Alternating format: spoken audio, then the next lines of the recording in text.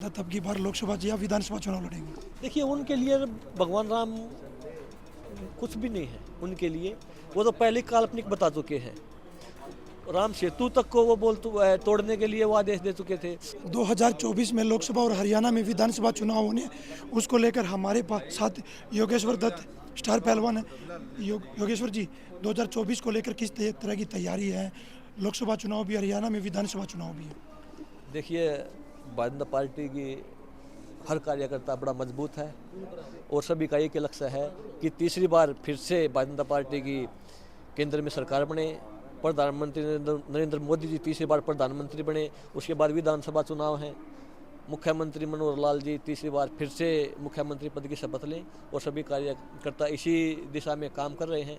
Ticket चाहे किसी को भी पार्टी दे, वो काम पार्टी का संगठन का है और हमारा एक ही लक्ष्य है कि ऊपर भी और नीचे भी फिर से डबल इंजन की सरकार हो। योगेश्वर दत्त अब की बार लोकसभा या विधानसभा चुनाव लड़ेंगे। देखिए मैंने आपको बताया कि भाई ये सारा काम ना पार्टी का है, संगठन का है। वो किसको कहाँ ठीक लगता है उनको तो वो काम वही करेंगे।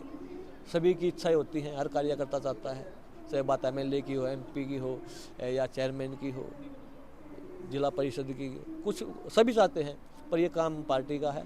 और सबसे बड़ी बात यह कि हर कार्यकर्ता एक ही चीज़ चाहता है कि केंद्र में भी तीसरी बार प्रधानमंत्री नरेंद्र मोदी जी प्रधानमंत्री बने और हरियाणा में भी तीसरी बार मुख्यमंत्री मनोहर लाल जी मुख्यमंत्री बने। 22 तारीख को राम मंदिर की प्राण प्रतिष्ठा होनी है, उसको लेकर जो 4 शंकराचार्य है उन्होंने जाने से मना कर दिया है। देखिए मेरे को जो हमारे पूजनीय हैं शंकराचार्य हैं, 4 शंकराचार्य हैं, उन्होंने किस लिए मना किया मेरे को ये नहीं पता। पर मैं एक बात ज़रूर बोलता हूँ कि हर हिंदुस्तानी के लिए ये बड़े गर्व का विषय है और गर्व की बात है कि 22 तारीख को राम मंदिर का अवलोकन हो रहा है। भगवान श्री रामचंद्र की प्राण प्रतिष्ठा 22 तारीख को होगी और 500 साल का जो लंबा इंतजार था वो ख़त्म हुआ और 22 तारीख को पूरे देश में और दुनिया में हर सनातनी धूमधाम से दिवाली मनाएगा। कांग्रेस नेता सोनिया गांधी और उनके राष्ट्रीय अध्यक्ष को निमंत्रण मिला था, पर अब जाने से मना कर दिया है कि राम मंदिर को लेकर बीजेपी राजनीति कर रही है। देखिए उनके लिए भगवान राम कुछ भी नहीं है उनके लिए। वो तो पहले काल्पनिक बता चुके हैं। राम सेतु तक को वो तोड़ने के लिए वो आदेश दे चुके थे। भगवान राम को काल्पनिक बताते हैं तो राजनीति तो वो करते हैं और उनको बहाना चाहिए, इससे अलग कुछ नहीं है। वो कुछ कभी आपने पहले कभी देखा राम मंदिर के लिए बोलते हुए, राम मंदिर के लिए लड़ते हुए? तो राजनीति तो इस चीज़ पे कांग्रेस कर रही है।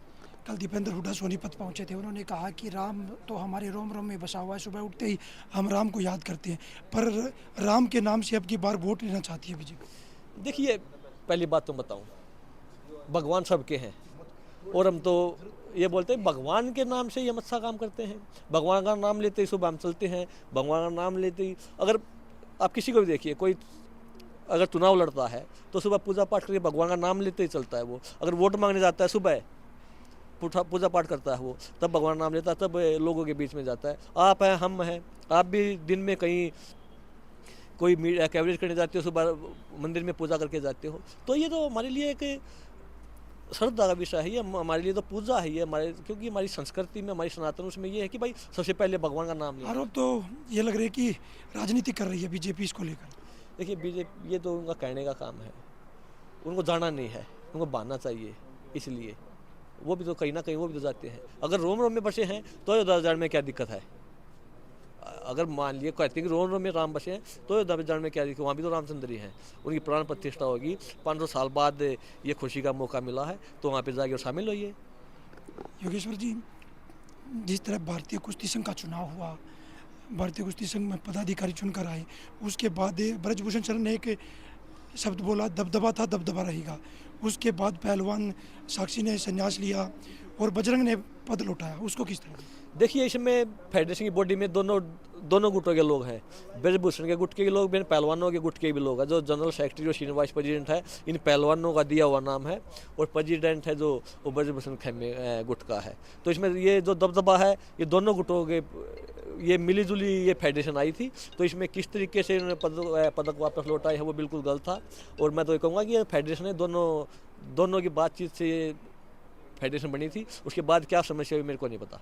जिस तरह से पीएम आवास के बाहर उसने अपना पद वापस रख दिया, उसको किस तरह देखते वो बिल्कुल गलत है, क्योंकि जो भी सम्मान मिलता है, हमें राष्ट्रीय सम्मान मिलता है, खासकर खिलाड़ियों को, तो वो उसमें खिलाड़ी के साथ साथ पूरे देशवासियों का टैक्स का पैसा, वो सरकार बहुत ज़्यादा पैसा खर्च करती है। सरकार एक खिलाड़ी पे हर सालाना 1 से 1.5-2 करोड़ रुपए तक खर्च करती है। अगर आप इन पहलवानों या किसी भी खिलाड़ी का, आप छोड़िए मेरा निकलवा देखिए, आप नीरज चोपड़ा निकलवा देखिए कि साल में कितना सरकार खर्चा करती है।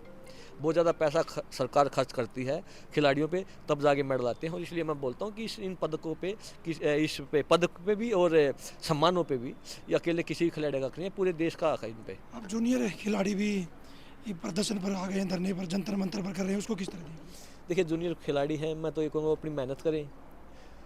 मुझे पता है कि वो तकलीफ में है, पूरे 1 साल कोई नेशनल नहीं हुआ, कोई इंडिया कैंप नहीं लगा, और जो सबसे ज़्यादा नुकसान हुआ है तो जूनियर खिलाड़ी को हुआ है वो। पर मैं फिर भी बोलूँगा कि बुरा टाइम है, ज़रूर निकलेगा, अच्छा टाइम आएगा। अपना मन छोटा ना करे और मेहनत करे, देश के लिए ओलंपिक वर्ल्ड चैम्पियन बनने के लिए मेहनत करे। देश में कहीं ना कहीं कुश्ती को भारी नुकसान तो हुआ है। बहुत ज़्यादा 1 साल में बहुत ज़्यादा नुकसान हुआ है। उसका खामियाजा आपने वर्ल्ड चैम्पियनशिप में देखा, एशियन गेम्स में भी देखा, और अभी पेरिस ओलंपिक है।